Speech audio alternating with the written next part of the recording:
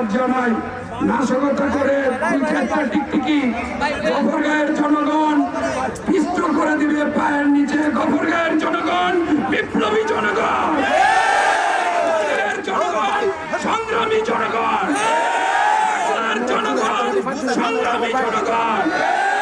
গফরগাঁও বাংলার মানুষ এইসব একটা টিকটিকির এইসব টিকটিকিকে ভয় পায়। ছি ছি ছি, লজ্জা নাই, লজ্জা নাই। পদ্মা সেতু, মেট্রো রেল এবং এলিভেটেড এক্সপ্রেসওয়ে নির্মাণের গর্বিত অংশীদার বসুন্ধরা সিমেন্ট। 1965 পরাজিত হয়েছে, 70 হয়েছে, 86 হয়েছে, 90 2001 হয়েছে, 2008 পরাজিত হয়েছে, 2014তেও সকাল 10টায় ভোট ছেড়ে ভোট কেন্দ্র ছেড়ে দিয়েছে। মানুষ এসব পছন্দ করে না। আমাদের দলের হাইকমান্ড তারপর যখন ডাক্তার হাদি সাহেবকে দিয়েছেন তখন ওর বিরোধিতা করেছে। আপনাদেরকে চিনে, মীর জাফরদেরকে গফরগাঁয়ের মানুষ চিনে, গফরগাঁয়ের মানুষ খানদানি মানুষ।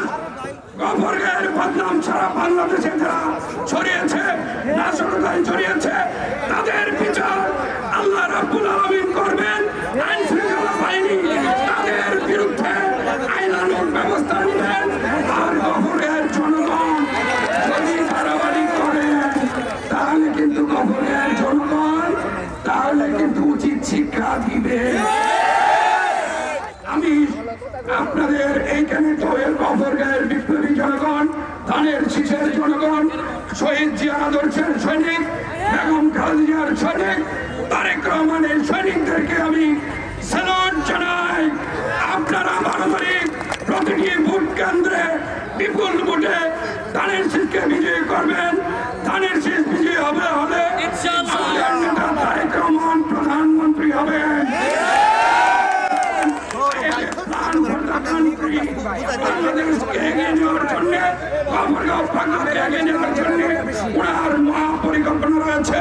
সেই পরিকল্পনার অংশ হিসাবে আমাকে উনি এখানে প্রেরণ করেছেন। আপনাদের একজন সেবক হিসাবে, একজন খাদেম হিসাবে আমি যাতে সত্য, ন্যায়, ইনসাফ প্রতিষ্ঠায় আমার সংগ্রাম জারি রাখতে পারি, আপনাদেরকে সাথে নিয়ে আপনাদের সাথে থাকতে পারি, পাশে থাকতে পারি, সেই আশাবাদ ব্যক্ত করে এবং বিপুল ভোটে 98-99% ভোটে ধানের শীষের বিজয় আপনারা